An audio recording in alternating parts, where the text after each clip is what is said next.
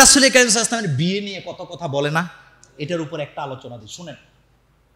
রাসূল কারীম সাল্লাল্লাহু আলাইহি ওয়াসাল্লামের প্রথম স্ত্রীর নাম কি? বিয়েটা কি নিজে নিজে করছিল? আপনার খবর আছে? খাদিজাতুল কুবরা রাদিয়াল্লাহু আনহা এর আগে আরো কয়েকটা বিয়ে হয়েছে। সেই খাদিজার বাড়িতে মুহাম্মদ সাল্লাল্লাহু আলাইহি ওয়াসাল্লামকে সর্বপ্রথম রাখালের চাকরি দেওয়া হয়েছে। তুমি ছাগল ভেড়া এগুলা চড়াবা। লেখাপড়া জানো? জানি না। গন্তে জানো? জানি না। খাদিজা বলতেছিলেন সেদিন, পড়ালেখা জানে না, ছাগল ভেড়া হারায়া যায়, গনে গনে আনতে পারবা?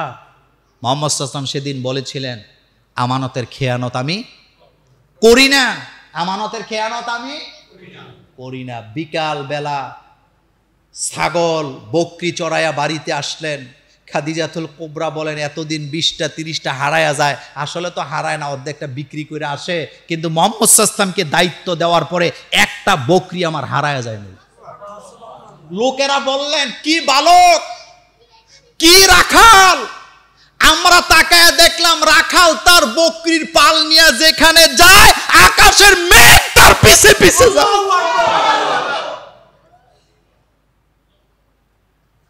আমরা রোদে পুরি, আমরা বৃষ্টিতে ভিজি, আর মুহাম্মদ সাল্লাল্লাহু আলাইহি ওয়াসাল্লাম যেখানে যাচ্ছেন আকাশের মেঘগুলো তাকে ছায়া দিচ্ছে। খাদিজা বুদ্ধিমান মহিলা, আপনার মতো আমার মতো না।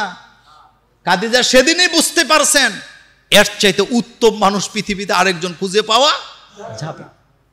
খাদিজা সরাসরি বললেন, মুহাম্মদ সাল্লাল্লাহু আলাইহি ওয়াসাল্লাম, আপনার যদি আপত্তি না থাকে আমি আপনার স্ত্রী হতে চাই।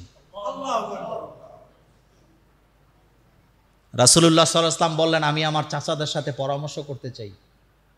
আমার দেশের কোনো ফুলা যদি সৌদি আরব যায় আর কফিল যদি মহিলা হয়, যদি কয় তোরে আই, আপনার ফোন আর হাতে ধরতো না 6 মাস, আই লাভ ইউ। কথা ঠিক কি না? রাসূল সাল্লাল্লাহু আলাইহি ওয়াসাল্লাম বলেন, আমি আমার চাচাদের সাথে পরামর্শ করতে চাই, আমি আমার ফুফুদের সাথে, হাদিস, আমি আমার ফুফুদের সাথে পরামর্শ করতে চাই, ফুফুদের সাথে। সেই খাদিজাকে বিয়ে করার পর একজন টকবগে যুবক, খাদিজার বয়স বেশি না কম তখন, কিন্তু আপনার কি ব্রেনে ধরে? সংসারে কোনো ঝামেলা আছে? দায়িত্বহীনতা আছে? সেই যুগে আল্লাহ রাসূল খাদিজা রাদিয়াল্লাহু তাআলা আনহাকে এত ভালোবাসতেন, আল্লাহর রাসূল হযরতে খাদিজাকে খুশি হইয়া তখনকার সময়ের 25টা ওট হযরতে খাদিজা রাদিয়াল্লাহু আনহার বিয়েতে তিনি মোহরানা দিয়েছিলেন। বর্তমান বাজারে দাম কত? যতক্ষণ পর্যন্ত রাসূল কারীম সাল্লাল্লাহু আলাইহি ওয়াসাল্লাম খাদিজা জীবিত ছিল, আরেকটা বিয়ে তো দূরের কথা, বিয়ার চিন্তাও রাসূলের খাদিজার ইন্তেকালের পরে 6 মাস নিশ্চুপ ছিলেন, মন খারাপ। সেই বছর রাসূলের চাচাও ইন্তেকাল করেছেন, খাদিজাও ইন্তেকাল করেছেন। ওই বছরটাকে বলা হয় রাসূলের কষ্টের বছর। আল্লাহ পাক জিবরাইল আমিনকে পাঠাইলেন, জান্নাতের রেশমি কাপড়ের উপরে আম্মাজান আয়েশা সিদ্দিকার ছবি আইকা, বুখারীর হাদিস, ছবি অঙ্কন করে মুহাম্মদ সাল্লাল্লাহু আলাইহি ওয়াসাল্লামকে দেখাচ্ছেন। আল্লাহ রাসূল বলছে, আল্লাহ আমি এখন কোন দিকে যাব?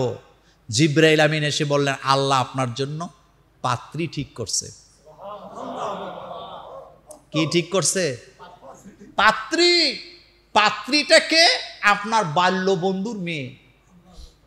আমি যত ভালো মাপের বক্তা হই, আমি যদি আমার ক্লাসমেট কোনো বন্ধুর মেয়েকে বিয়ে করার প্রস্তাব দেই, আমার যত টাকা থাকুক, যত সম্মান থাকুক, আমার বন্ধু ডাইরেক্ট আমাকে বলবে, তুই একটা লুবি, তুই একটা চরিত্রহীন। বলবে কি না? কিন্তু যেই মাত্র হযরতে আবু বকর সিদ্দিক রাদিয়াল্লাহু তাআলা আনহুর কাছে এই প্রস্তাব গেল, তিনি বসা থেকে দাঁড়ায় গেলেন, বলেন আলহামদুলিল্লাহ। মা আয়েশার বয়স তখন এতই কম। এখন আমাদের দেশের কিছু বুদ্ধিজীবী বাল্য বিয়ে নিয়ে মাথা খারাপ। আমি এটার উপরে এই মসজিদে আলোচনা করেছিলাম।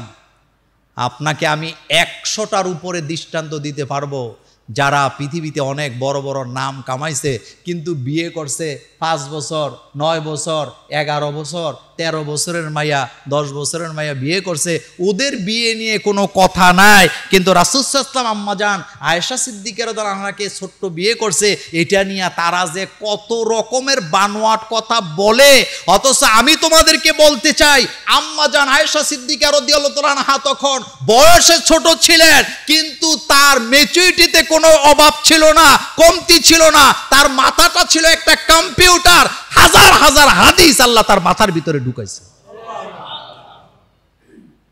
পাক না পাক এই বিষয়টা ইসলামের মধ্যে গুরুত্ব সবচেয়ে বেশি না?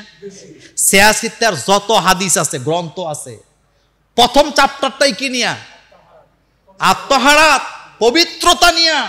আর পবিত্রতা আম্মাজান আয়েশা সিদ্দিকা রাদিয়াল্লাহু আনহা তিনি যদি রাসূল সাল্লাল্লাহু আলাইহি ওয়াসাল্লামের স্ত্রী না হতেন, পবিত্রতার হাদিস থেকে শুরু কইরা লক্ষ লক্ষ হাদিস থেকে আমরা মুহাম্মদ সাল্লাল্লাহু আলাইহি ওয়াসাল্লামের উম্মতরা বঞ্চিত হতাম। হইতাম কি না? হইতাম।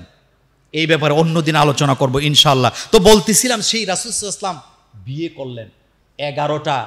আপনি কি জানেন রাসূল সাল্লাল্লাহু আলাইহি ওয়াসাল্লাম যে বিয়েগুলি করলেন, প্রত্যেকটা বিয়ে, শুধু প্রথম বিয়ে দ্বিতীয় বিয়ে ছাড়া বাকি সবগুলা বিয়ে ছিল রাজনৈতিক সিদ্ধান্ত। কি সিদ্ধান্ত? কি সিদ্ধান্ত? রাজনৈতিক সিদ্ধান্ত বলতে কি বুঝেন একটু বুঝাই, এটা বুঝার জন্য বলি আর কি। মনে করেন আমেরিকার প্রেসিডেন্ট একজন নারী, কথা কি বুঝতেছেন? কি তো বাংলাদেশের একজন প্রেসিডেন্ট, তিনি মুসলমান। এখন আমেরিকাকে যদি শাসন করতে হয়, বুঝার জন্য বলি, উল্টাপাল্টা বুঝছেন না আবার, আপনাকে আমি উদাহরণ দিচ্ছি।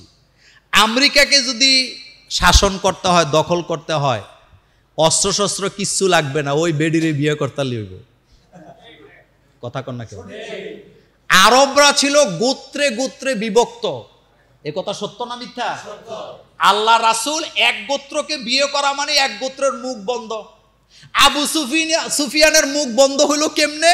যেই মাত্র রাসূল সাল্লাল্লাহু আলাইহি ওয়াসাল্লাম আবু সুফিয়ানের মেয়ে উম্মে হাবিবাকে বিয়ে করলেন, আবু সুফিয়ান রাজনীতি করে পিছে পিছে, কিন্তু মুহাম্মদ সাল্লাল্লাহু আলাইহি ওয়াসাল্লামের বিরুদ্ধে আর কথা বলে না। যত কিছু হোক, মেয়ের জামাই।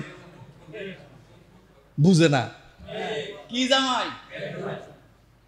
পড়বেন, রাসূলের চরিত্র নিয়ে লেখাপড়া করবেন। গোত্রের মুখ বন্ধ। আবু সুফিয়ানের মুখ বন্ধ হলো কেমনে? যেই মাত্র রাসূল সাল্লাল্লাহু আলাইহি ওয়াসাল্লাম আবু সুফিয়ানের মেয়ে উম্মে হাবিবাকে বিয়ে করলেন, আবু সুফিয়ান রাজনীতি করে পিছে পিছে, কিন্তু মুহাম্মদ সাল্লাল্লাহু আলাইহি ওয়াসাল্লামের বিরুদ্ধে আর কথা বলে না। যত কিছু হোক, মেয়ের জামাই। বুঝে না কি জামাই? পড়বেন, রাসূলের চরিত্র নিয়ে লেখাপড়া করবেন।